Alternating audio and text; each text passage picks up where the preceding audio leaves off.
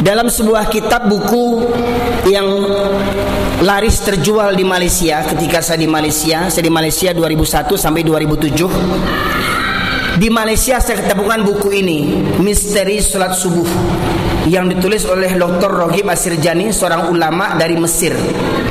Dalam buku itu beliau menukilkan pertemuan tokoh-tokoh misionaris dunia. Di antaranya tokoh Yahudi mengatakan, kita tidak perlu takut kepada umat Islam selagi masjidnya umat Islam di waktu subuh tidak seramai seperti waktu sholat Jumat. Makanya saya katakan, orang Islam yang tidak hadir subuh berjamaah munafik.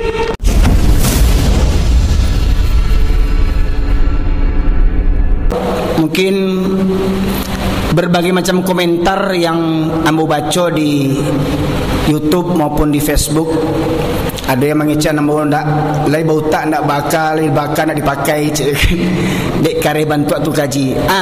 Masalahnya apa sebab sakareh tu bana mungkin dianggap orang kaji ambo. Para jemaah sekalian mati Allah, sebenarnya lah talambe kita menengah kaji tu sebenarnya. Kalau kita lihat 1400 tahun yang lalu Rasulullah sudah mengingatkan, Allah sudah mengingatkan kepada awak. Ya. Rasulullah menjelaskan tentang satu wabah penyakit yang lebih parah daripada pandemi. Kalau kita lihat kini corona ko mambe awak dulu musaji batutui. Kok babuka musaji sembahyang berjarak-jarak semeter-meter. Kini macam lo PPKM, di kala Natal hilang lo PPKM, di bulan 3 tiba lo PPKM. Ya. Ambo sejak dulu Bapak sekalian, sejak solat musaji ditutup-tutup berjarak-jarak, alhamdulillah ambo tetap konsisten. Setiap Jumat ambo solat ndak ada berjarak dah para jemaah sekalian.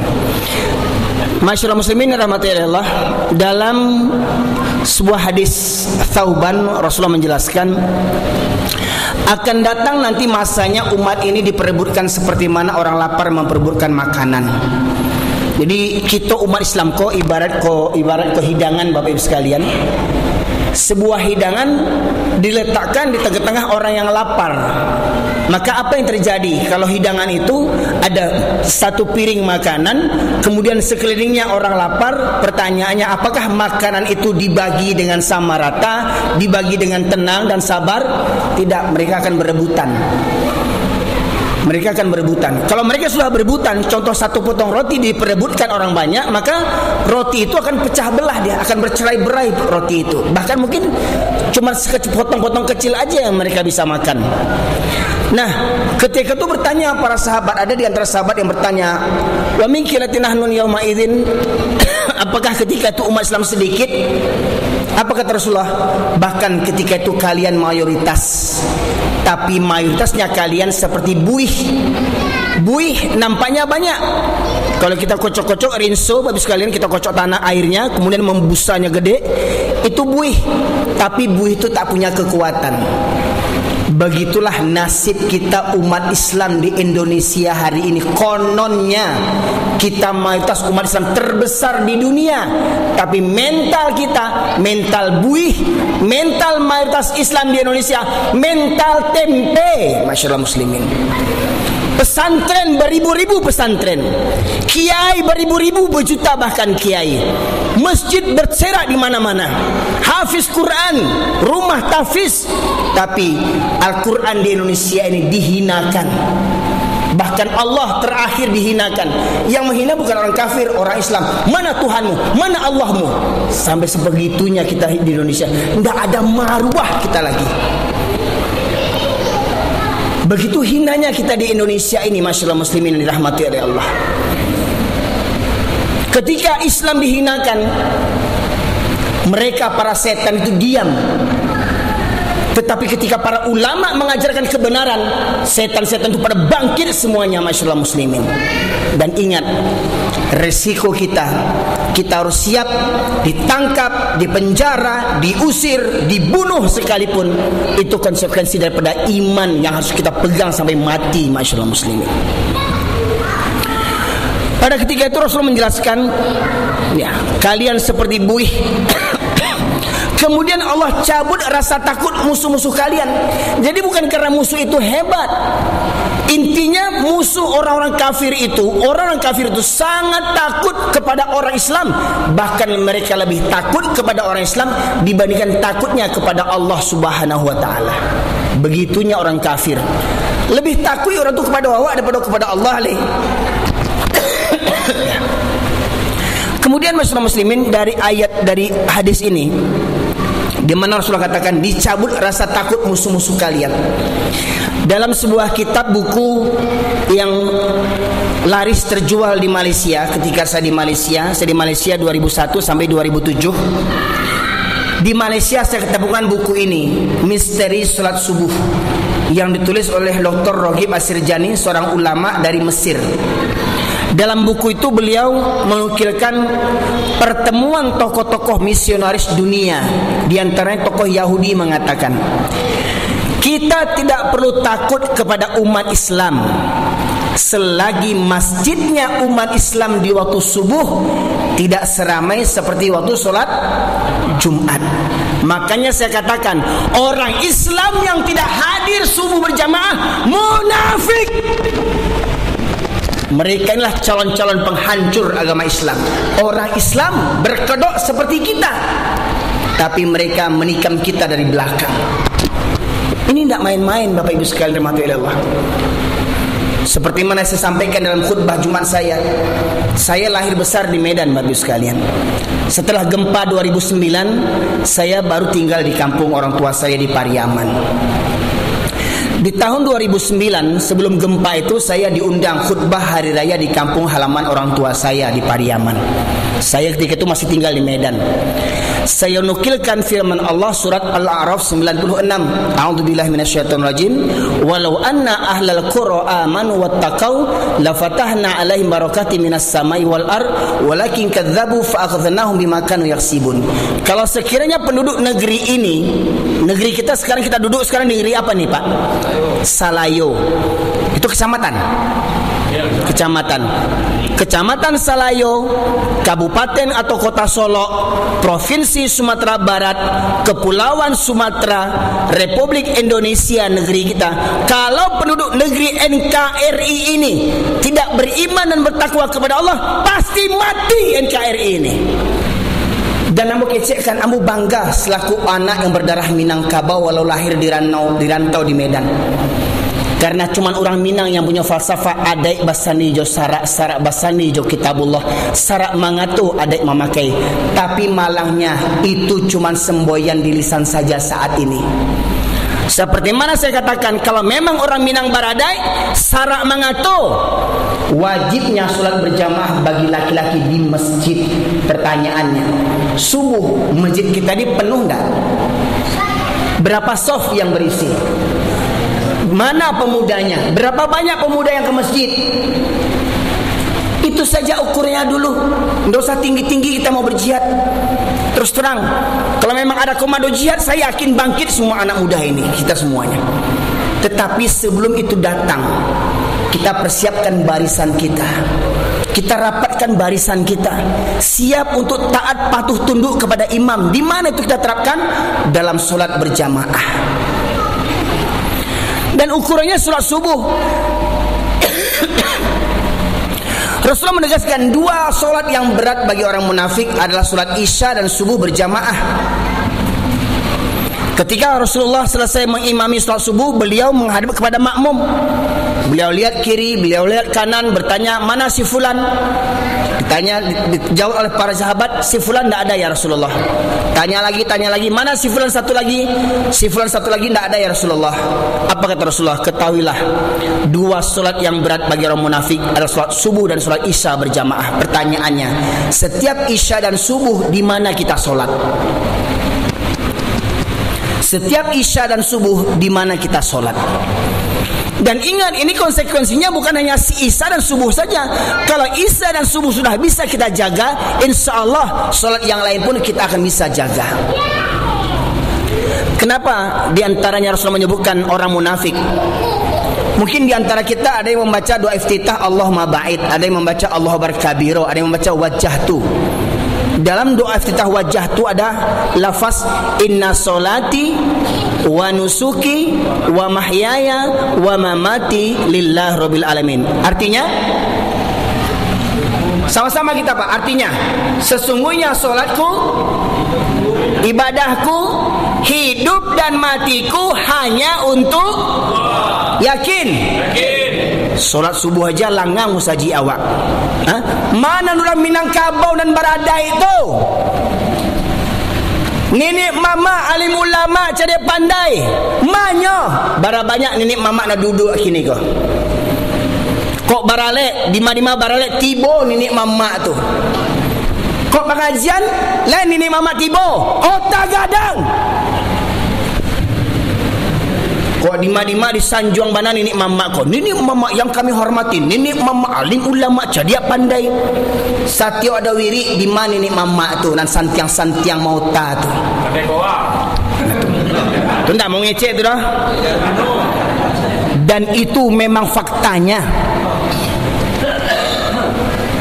Ya. Kalau memang Baradai orang Minangkos panuah musaji kok. Ya, para jemaah sekalian. Dan ingat orang kafir lebih yakin kepada Al-Quran dibandingkan kita. Orang kafir tu yakin kalau mereka memerangi kita dengan senjata, mereka tidak akan pernah menang. Caliklah Afghanistan lah barat tahun tu diserang tu. Dulu Afghanistan diserang oleh Uni Soviet. Habis luluh lantak Uni Soviet. Diganti di Amerika. Habis Amerika malu keluar dari Afghanistan. Padahal Afghanistan tu negara miskin. Orangnya terbelakang. Tidak mengerti senjata-senjata canggih-canggih itu. Tapi ba'a kini tunggang langgang dua negara adik kuasa hancur luluh lantak dihadapi oleh pejuang-pejuang Afghanistan. Jadi orang tu kalau ingin memerangi kita dengan senjata, mereka yakin tidak akan pernah menang. Lihat perang Islam di Ambon, tak?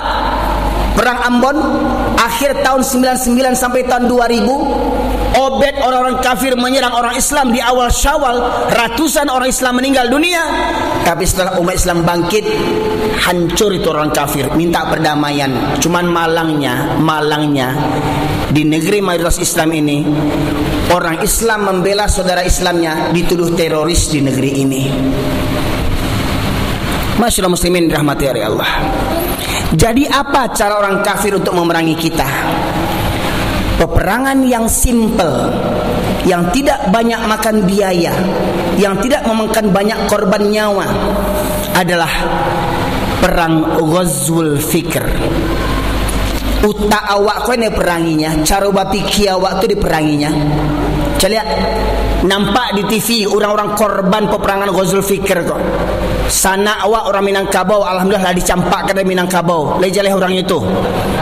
Baca kaleren tu. Ya. Kok dosen kau leh keceknya, kok kecek tu lah santiangnya. Ya, keceknya santiang. Ndak ubahnya bantu Abu Jahal. Ya. Bantu sikribo setan tu Islam masyaallah muslimin. Ya. Nah, itu korban Ghazwul Fikr. Ya. Masyaallah muslimin rahmati Allah.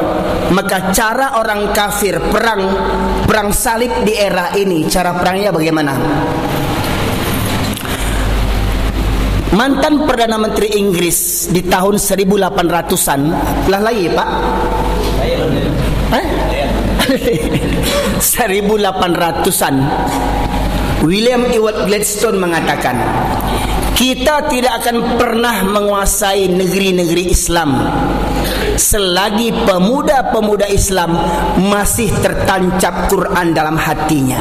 Selagi pemuda Islam cinta dengan Quran, selagi pemuda Islam rajin mempelajari Al-Quran, selagi pemuda Islam rajin membaca Quran, menghafalkan Al-Quran, mengamalkan Al-Quran, maka negeri Islam itu tidak akan bisa dikuasai oleh orang kafir.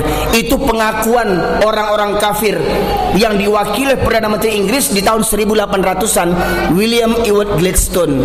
Maka apa katanya? Maka jauhkanlah pemuda daripada Al-Quran. Cuba saya lihat kini.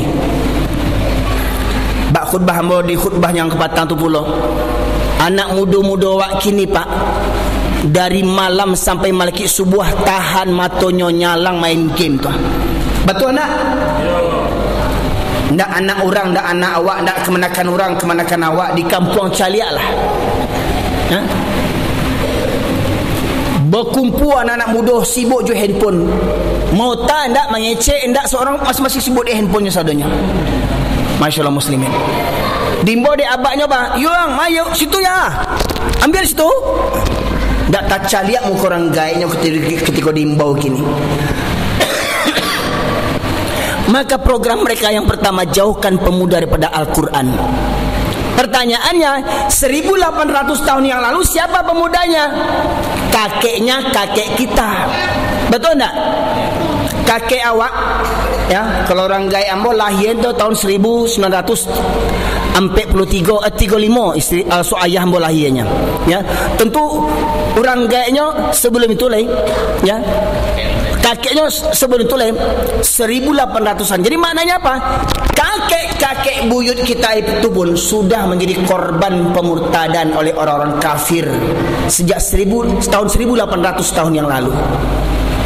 Hingga akhirnya melahirkan orang-orang tua yang kayak kita sekarang ini.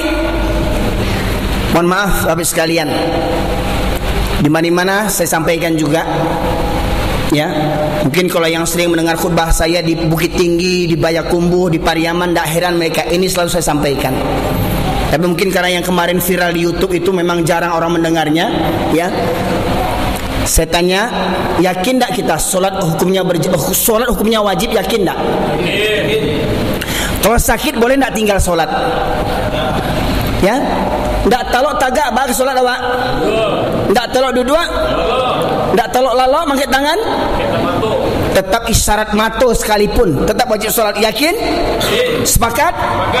Waktu baralek ba'ah. Waktu baralek anak daro jomara pulai nan orang Minangkabau nan keconyo baradai waktu baralek ba'ah.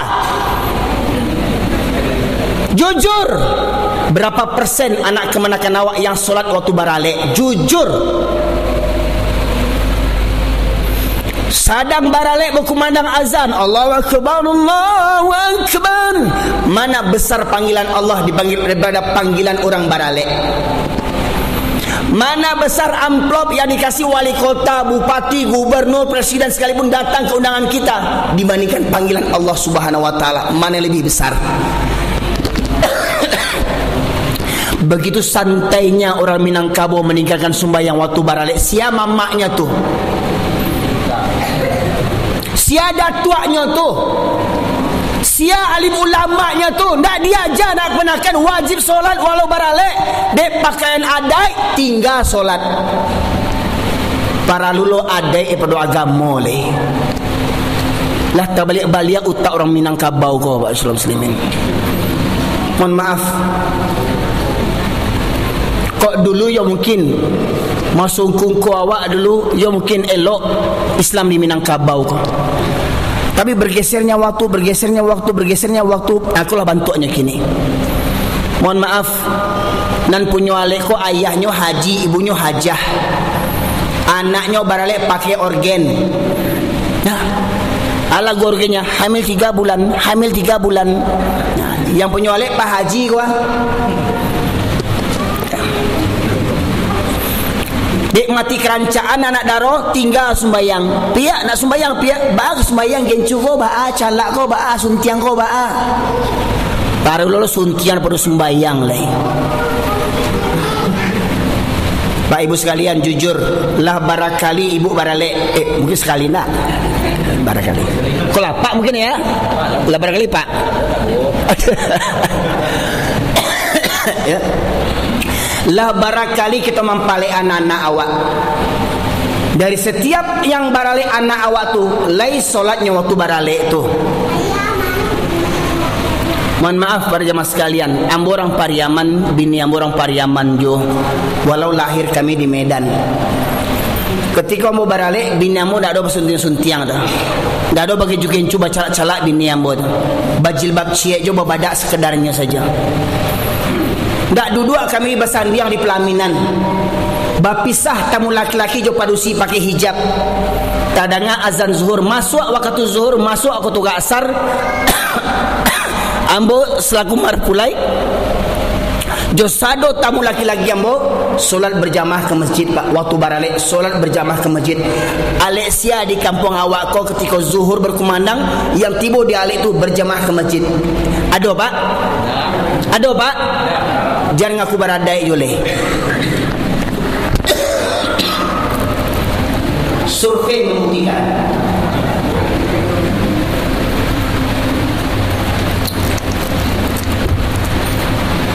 jadi kau ada yang komentar berang kambo Ustaz kurang ajar semacam, introspeksi diri awak.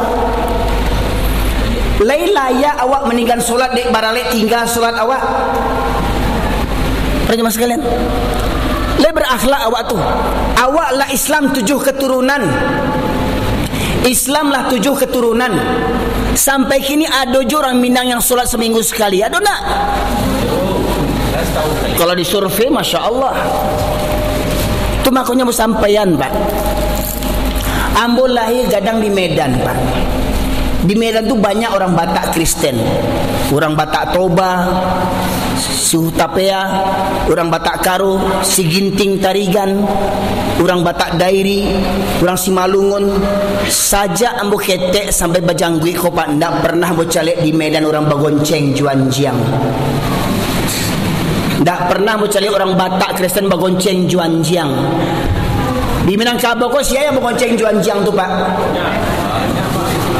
Orang Minang atau orang Batak Kristen? Orang Minang tu. Hah?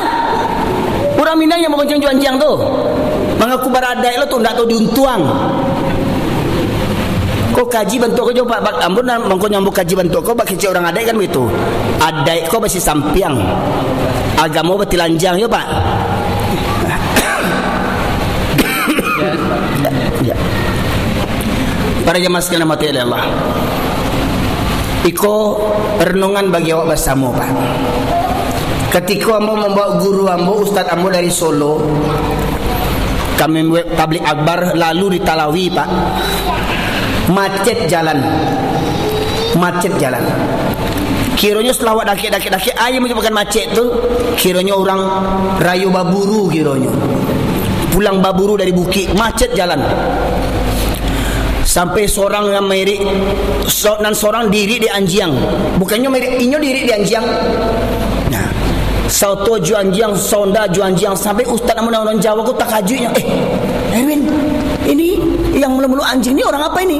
Orang Minang Ustaz. Orang Minang ini. Yang mulu-mulu anjing ini. Yang semobil dengan anjing ini orang Minang. Masya Allah. Terus Buya Hamka mau diapain? Kita bangga Pak, dulu orang Minang yang terkenal ilmunya dulu. Bangga wak jadi orang Minangkabau Pak. Buku-buku Buya Hamka tu di Malaysia banyak dimiliki orang Malaysia tu. Ambo mengaji di Malaysia rumah ke rumah. Hampir di mana ambo mengaji rumah ke rumah privat tu ada buku tafsir Al-Azhar di situ di orang Malaysia tu.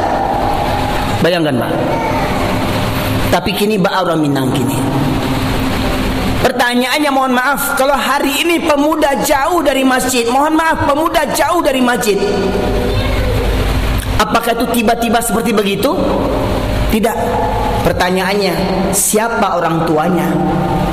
Siapa orang tuanya? Ketika masuk waktu sholat subuh, ayah ibunya berangkat ke masjid, anak laki-lakinya dibawa ke masjid enggak? Minantunya dibawa ke musajid tak?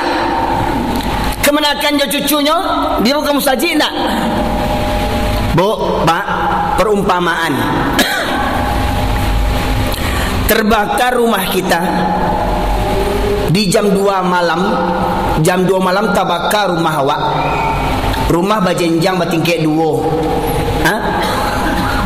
Anak di atas, minantu di atas, selaganya masuk kamar semuanya. Jam 2 malam terbakar rumah awak, tak jago ayah jenduanya. Kira-kira ayah jenduanya tu lari seorang menyelamatkan diri seorang tu Pak? Makanya menyelamatkan anak di atas jenjang lantai 2 dipanjat kata nak pintu tak tutui bah menjagonya. Nak minantu, oh Sidi, oh Sultan, oh Bagindo, rumah kebakar kau tak bakar, jagolah betul menjagoannya. Minantu. Oh, minantu nan S3 SMP. Ya. Oh, minantu nan sarjana gua, nan santiang masuk Korea. Ya. Rumah tabaka, jagolah. Itu menjagoannya. Jago rumah tabaka. Dak itu jagoannya tu. Indak jo jago leh. Bye. Ditodobrak pintu tu. Indak lo tak buka leh. Mangale pak? Pai keluar. Orang kampung, tolong orang kampung, tolong anak buta kurang nak bantu tu. Ibu orang kampung rame-rame. Ha? Masuk ke rumah, mangga tu? Didongkak pintu tu. Ya pak? Didongkak pintu tu supaya apa? Supaya terbuka pintu walaupun cair pintu tu biarlah cair asalkan anak bisa diselamatkan. Ha? Kemudian lah terbuka pintu. Ba menjagoannya sagan kami tu minan tu.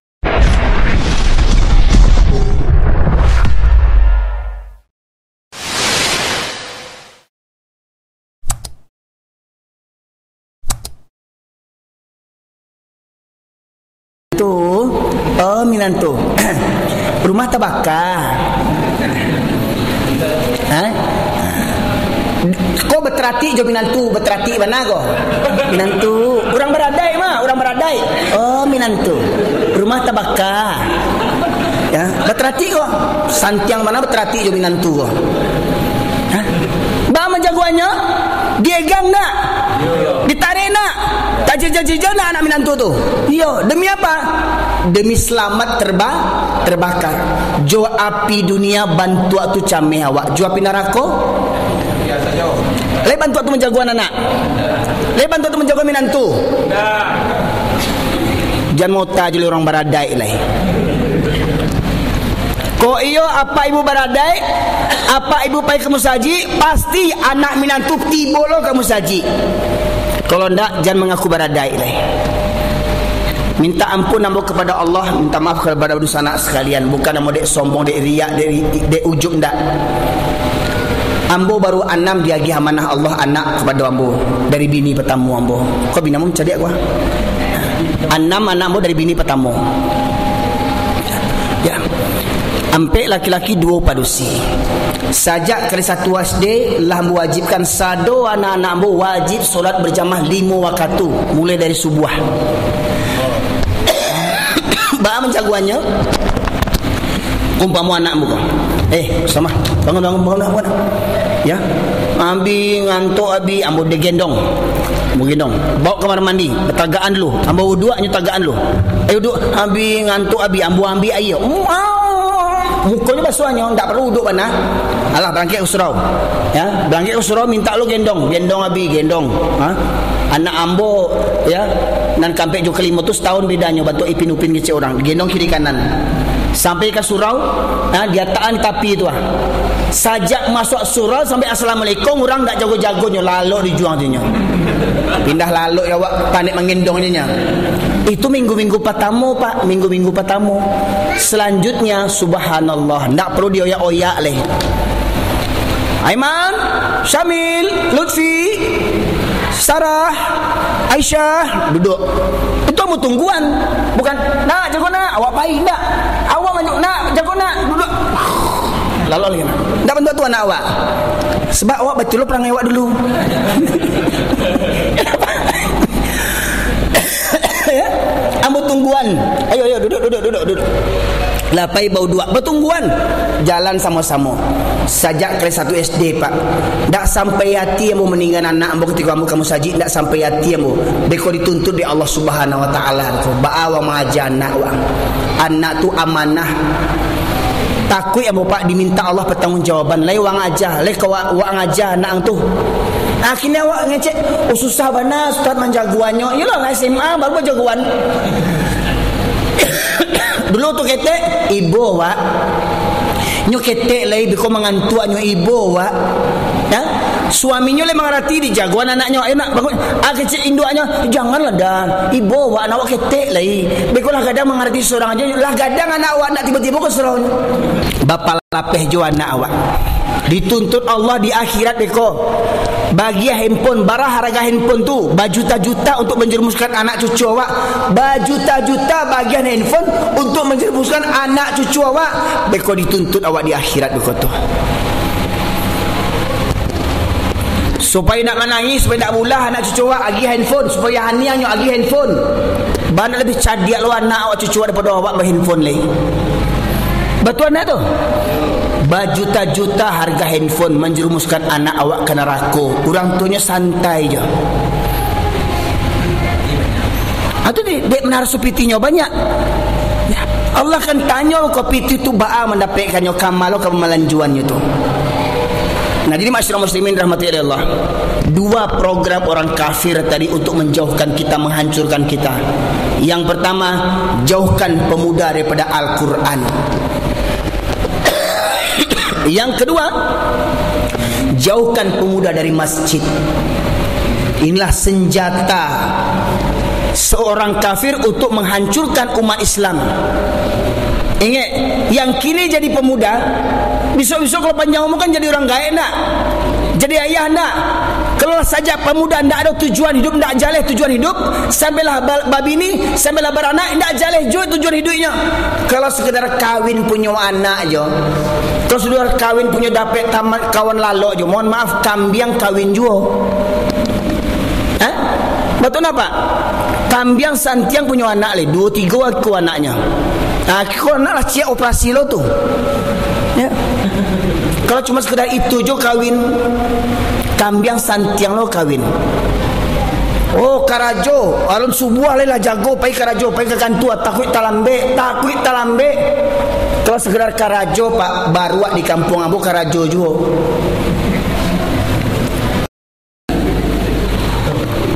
Mana pemuda? Itu harus kita pikirkan, Pak. Makanya ambo setiap bulan dakwah ke Mandailing Natal, Sumatera Utara. Ya. Itu ambo ajak Sanawiyah Muhammadiyah murid-murid itu mabit lalok di musaji malam minggu.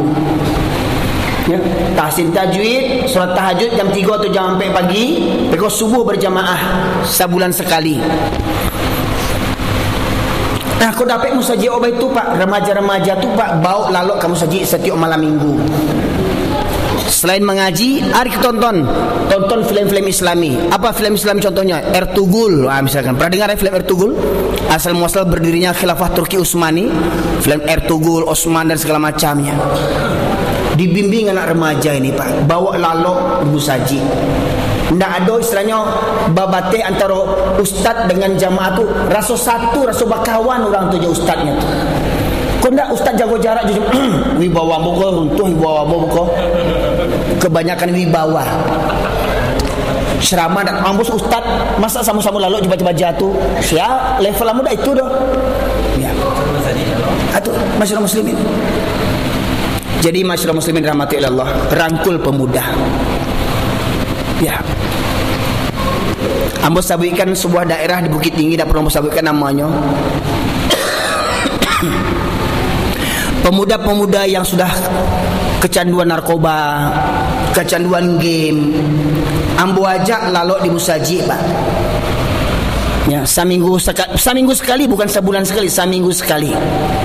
Sudah sembahyang Isya, anak-anak tu mengaji Quran. Ambo tanya, siapa yang tadi tidak solat subuh? Ambo Ustaz, yang tidak solat subuh tagak push up 10 kali. 1 kali solat tinggal 10 kali push upnya. 5 kali solat tinggal 50 kali push upnya. Malam pertama push up mereka. Besok minggu kedua ternyata mereka tiba lagi. Biasanya kan anak muda kalau gitu kan enggak tiba dia. Lah musaji awak subuh push up lo tu. Tapi anak-anak muda kok tibonya beliau. Dibawa tahajud, dibawa mendoanya, muhasabah, manangih-nangih preman-preman tua, manangih Pak. Yang narkoba tu manangih agaknya. Ambo Ustaz dilampang di ayah ambo, ditijak di ayah ambo, ndak menangih ambo doh. Tapi Ustaz bawa kami solat tahajud, mendoa, berdarah ye mato, tetah ye mato, preman kampung tu. Aku cakap selama kau bah, selama kau Ustaz pengurus-pengurus majlis banci mencedek kami. Apa keceknya kau? Pengurus musik, mengatu, itu, keluar. tato mana tu? Atau kerja pengurus masjid di kampung orang tu nak sikoin dah. Ya. Jadi selama kau kami tidak dihargai, selama kau kami dipandang hina je kami selamat. Tapi kami tidak pernah dirangkul, tidak pernah kami dibimbing. Ya, tanya tu tersentuh orang tu Pak, diajak dengan cara tu Pak. Ya, sampai yang mbak menjagoan anak-anak tu dari rumah ke rumah berjagoan Pak, dari rumah ke rumah. Jam ampe ambo lah jago, pai ke rumah nan agak jauh dari musajid. Ambo jagoan. Assalamualaikum Pak, Ibu. Sebelumnya lah izin ke orang tuanya. Mohon izin, tolong jagoan anaknya Pak. Kerja orang gaeknya. Susah benar jagonya Ustaz. Tolong bukakan pintu. Dibukakan pintu, ambo yang langsung ke kamaran untuk menjagoan tu. Ambo jagoan anak tu dari rumah ke rumah Pak. Baik tu cara untuk menggait anak-anak muda tu. Alhamdulillah. Di orang rantau disewakan oto wisata, 6 oto wisata disewakan untuk apa? Untuk mengajak anak-anak remaja tu wisata, untuk memberikan semangat kepada mereka. Nah, jadi masyarakat muslimin rahmati Allah, ni awak berfikir sama-sama. Sudah kau Pak, kau ada anak-anak awak di rumah yang ketek-ketek tadi tu, bawa ke masjid. Kok nyo ribui, kok nyo lari situ lari situ, biasa namanya pajak ketek. Ya. Tapi kalau orang gaek lari-lari, tu kurang ajar gaek itu. Kok bajak ketek begali wajar. Kok bajak ketek ribui wajar. Aku nak orang gaek kurang ribui. Itu kurang ajar nama itu. Kau orang gaek bantu tu umban keluar orang gaek bantu tu. Ya. Aku kadang ada orang gaek berang ribui anak bajak ketek. Nak sia kok, nak diajar. Orang gaeknya kan naik. Nah, bantunya pandai lo maja anaknya. Aku masyarakat muslimin. Jadi cuba musajia aku ramah jo anak-anak, ramah jo pemuda. Ya, layani mohon maaf Pak, mohon maaf pengurus musajia, mohon maaf Pak. Ya, banyak laporan. Kas musajia awak puluhan juta, kas musajia awak ratusan juta. Gunanya itu cuma untuk ganti karpet, ganti cat, ganti iko, ganti itu. Ya. Beratus-ratus juta PT disimpan di bank. Tapi umat tak diberdayakan. Di Masjid Munzalan tu Pak, Masjid Munzalan, jamaahnya terlilit hutang, musajid menyelesaikan. Jamaah terlilit hutang, musajid menyelesaikan. Jamaah tak ada biaya baru musajid membiayai. Jamaah putus sekolah anaknya, musajid yang menyekolahkan. Bahkan musajid membiayai mahasiswa dari SD sampai sarjana Pak. Musajid membiayai Pak. Musajid membiayai anak-anak dari SD sampai sarjana S1 Pak. Musajid menyelesaikan biaya sekolahnya. Makanya infaknya miliaran Pak, per bulan miliaran infaknya masuk. Sebab orang mencari kerajaan pengurus. Nah, kalau namuah bapak sekalian, terutama pengurus, bisa mau kasih agiah linknya kalau setiap pelatihan bapak ibu bisa nonton bareng. Pengurus kau bisa nonton bareng. Bahas supaya menciptakan musajid bantu tu. Ya, ada videonya dari pelajaran-pelajaran yang lalu, ada di ambo. Kalau namuah buku ambo share beko. Ya, tonton sama-sama supaya pengurus kau terbuka wawasan kita. Nah, ini masyarakat muslimin rahmatillah. Jadi para jemaah sekalian rahmatillah, ambo selesaikan seketik hadis yang tadi itu, hadis tentang generasi buih. Ya.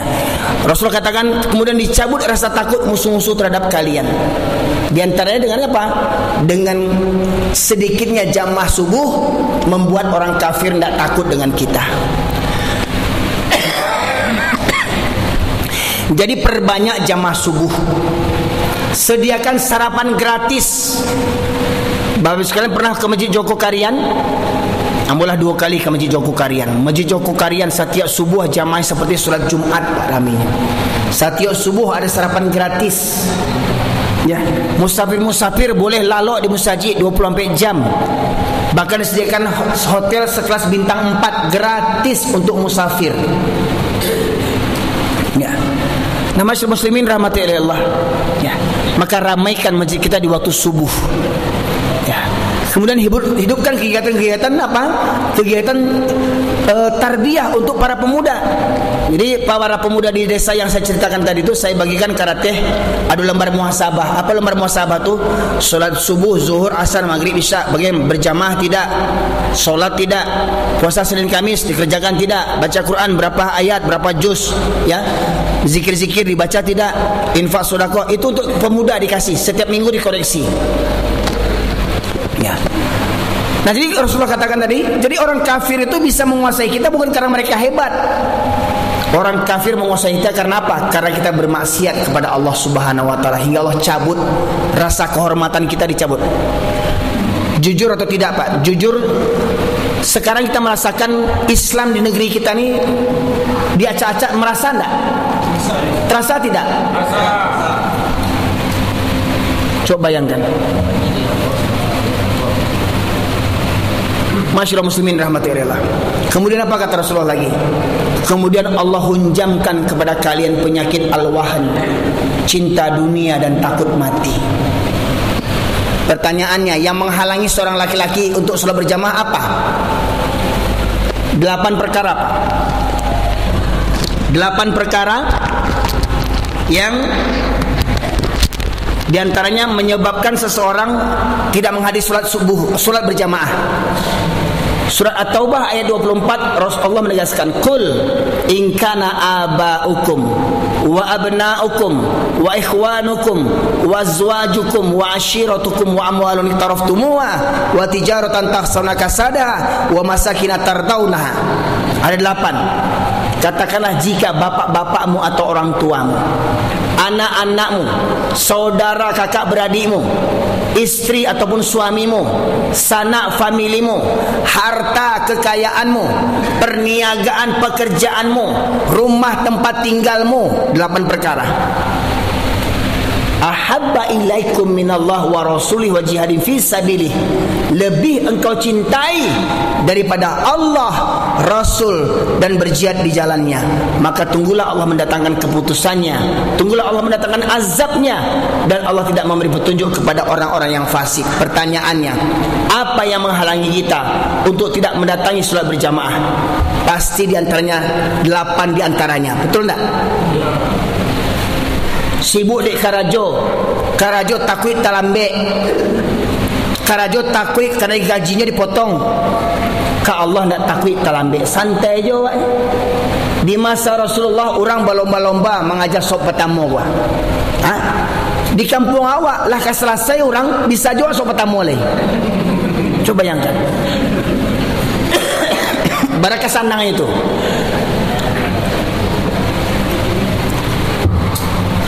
Di masa Rasulullah orang berlomba-lomba untuk mengajar sop pertama tu. Barabui orang. Di kampung awak nak dek sanjang basilek kosong semuka tu. Orang apa duluan? Basilek.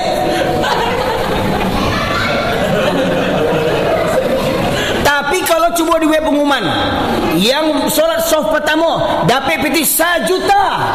Lima dua orang begitu. Soft pertama dapat peti 1 juta. Lepas saya orang lain. Dululah. Babunuh-bunuh nama orang tu.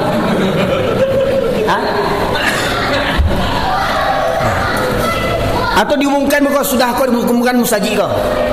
Siapa yang datang solat subuh berjamaah akan mendapatkan 1 mobil Pajero. Bagi orang musajid awak yang butuh pun musajid. Yang lupa Pajero. Padahal fajr itu tidak manga-manga kecil Rasulullah. Raqataini minal fajri khairum minad dunya wa ma fiha. 2 rakaat solat di waktu fajar lebih baik daripada dunia dan isinya. Isi dunia kau cie Pajero. Banyak cie bininya. Kau bini cie rancak ndak lo tu. Bini cie rancak ndak lo tu. Lalu kalau wali dia itu lo terlambat sembahyang subuh. Mah. Angok pun jari yang bini awak tu. Mengorok tu. Dia itu lo sembahyang subuh terlambat. Kajago sembahyang subuh kecil ni. Udah, jangan. Dingin, takut manci. Udah, awak kok malam pertama dah. Dek malam pertama dah keluar kamar dah. Coba bayangkan, dek bini bantua tu, ya Allah Rabbi. Rakaataini minal fajri, 70 bidadari untuk awak. Letalo. Ndak ada panik, ndak perlu minum jamu. Tokcer terus. 70 bidadari. Ndak perlu minum wak kuek taruh ya, Wak. Gimana? Rakaataini minal fajri. Cie auto pajero tu baru ketek. Cie auto pajero ketek baru tu. Kau ndak auto pajero lain, auto Alphard lain. Kamu dipakai parkir di Mifan, parkir di Transmart, parkir di Lembah Anai. Bila parkir di Musaji, kok bantu itulah auto parkir waktu subuh. Oh deh, tujuh mana tu Pak? Tak tutui jalan di auto tu parkir tu tu baru mantap tu. Dibawa sadonan di rumah tu. Anda apa tu rancang tu daripada kosong je jalan tu kan. Berarti tak ada orang itu. Tapi jangan numpang parkirnya situ. Ya parkir situ pai laloknya, ya. Ya. Jadi otoran rancak tu yang kreditnya lunas tu ya. Dibawa isi keluarga seadanya. Anak dibawa, cucu dibawa, minantu dibawa, inyak dibawa, nenek dibawa, kepala anjing dibawa. Itu gunanya auto sebenarnya, bukan untuk jalan-jalan wisata aja, Pak. Itu ditanya Allah bukan tu. Masyarakat muslimin. Nah, jadi 8 perkara. Istri tadi. Ya. Sanak famili, harta kekayaan, pekerjaan, rumah tempat tinggal, apabila lebih engkau cintai daripada Allah dan Rasulnya. Akhirnya Rasulullah, sebaik-baik solat laki-laki di masjid, sebaik-baik solat wanita di rumah. Jadi kalau ada laki-laki yang rajin solat di rumah, itu namanya laki-laki solehah. Ya, agak mau kenanya. Ya, kalau ada suami rajin solat di rumah, itu suami solehah. Kalau dia solat ke kau, agak mau kena sekali. Udah, pakai telakuan dah. Allahu Akbar. Jadi yang sembahyang di rumah tu laki-laki solehah. Itulah ndak jecelat dulu mencari laki. Kiranya laki solehah yang dapat. Ya, bukan nak sembahyang tapi di rumahnya. Solat di rumah tu untuk padusi jo. Majuan padusi padusi. Ada salah ajo sih kau. Ya. Betul. Saya Pak, mohon maaf Pak. Baru di kampung ambo tahu Pak. Sajak di kampung ambo tahu ada musaji cuman buka hari Jumat jo Pak. Ada nak? Musaji buka hari Jumat jo. Jumat siang, asar tutui, maghrib tutui, asar tutui, isyak, minggu muka baru dibuka lagi. Di Medan jo gereja lah hampir tiap hari buka. Di Medan gereja hampir tiap hari buka. Kau musaji di kampung seminggu sekali. Tak kurang ajar tu ulama di kampung tu. Ulama Cilako, Panjilek semua. 1400 sampai 43 Hijriah kini masih primitif je cara berfikir je leh. Itulah dia menganggap apa? Menganggap remeh solat berjamaah. Kadang bagang guru-gurunya pun nak bampuk di lapau orang baca cari uncuangannya. Kau bang Haji Muslim? Ada lo di musajid kampung awak musajid seminggu sekali bukanya. Kalah lo gereja.